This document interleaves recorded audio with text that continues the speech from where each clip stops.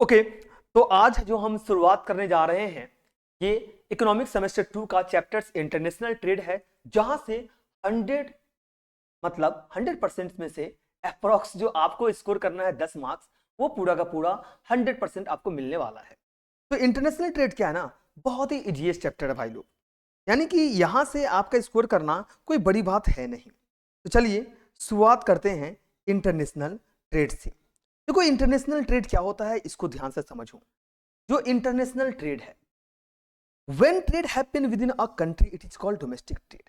अगर मैं सही से बोलूं तो आप ये समझना, अगर ट्रेड एक कंट्री के अंदर हो रहा है, एक कंट्री के अंदर हो रहा है तो उसे हम डोमेस्टिक ट्रेड कहते हैं।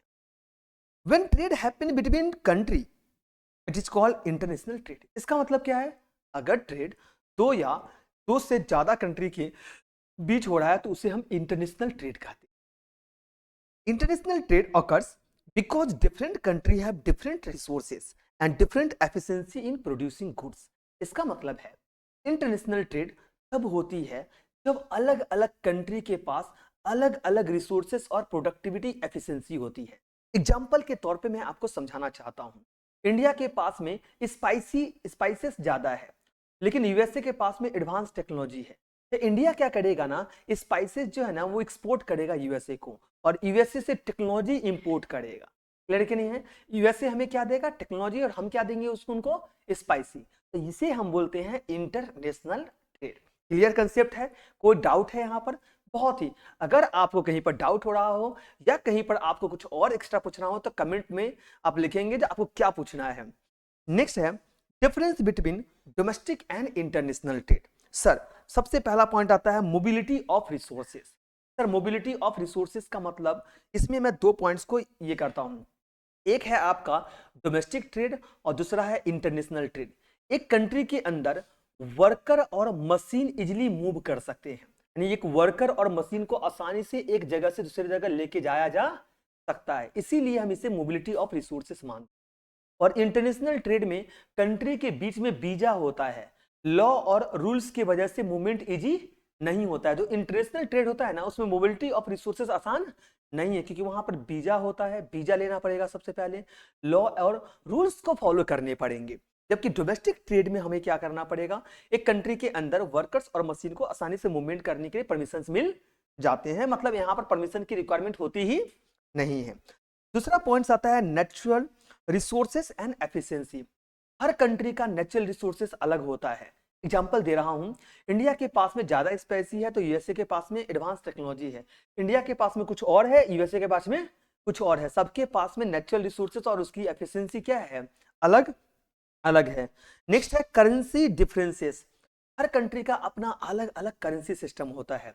एग्जांपल, इंडिया अगर यूएसए से ट्रेड करेगा तो रुपीज का डॉलर में कन्वर्ट करना पड़ेगा। किस में कन्वर्ट करना पड़ेगा, रुपीज का डॉलर में कन्वर्ट करना पड़ेगा। नेक्स्ट है आपका इकोनॉमिक सिस्टम। सर ये इकोनॉमिक सिस्टम्स क्या बोलता है ये बता दो। कुछ कंट्री कैपिटलिस्ट होते हैं, जैसे यूएसए, जिसमें प्राइवेट कंपनी डोमिनेट करता है। जैसे प्राइवेट कंपनी क्या करता है, डोमिनेट। जैसे यूएसए कंट्री में सबसे ज्यादा बोलबाला किसका है, प्राइवेट कंपनी का है। और कुछ कंट्री सोशलिस्ट होते हैं, जैसे चाइना, जिसमें गवर्नमेंट का ज्यादा कंट्रोल होता है। किसका कंट्रोल ज्यादा होता है, गवर्नमेंट का ज्यादा कंट्रोल होता है। सर क्लियर है कि नहीं है? नेक्स्ट हम बात करते हैं trade policy. Sir trade policy क्या है, इंटरनेशनल ट्रेड में इंपोर्ट एक्सपोर्ट पे टैक्स और कोटा लगता है। क्या लगता है, टैक्स और कोटा लगता है।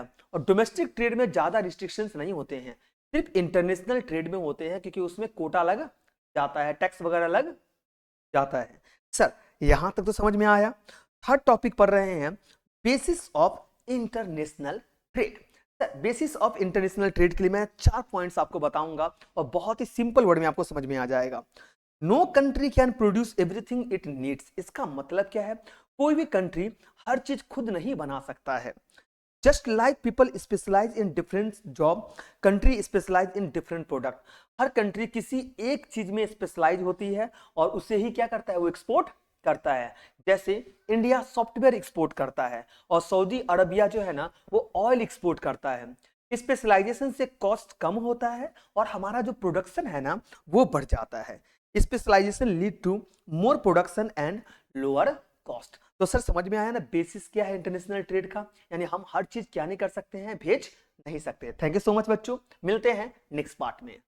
और अगर आपको वीडियो पसंद आ रहा हो तो लाइक करेंगे, कमेंट करेंगे और सब्सक्राइब करेंगे और अपने दोस्तों के साथ में शेयर जरूर करेंगे।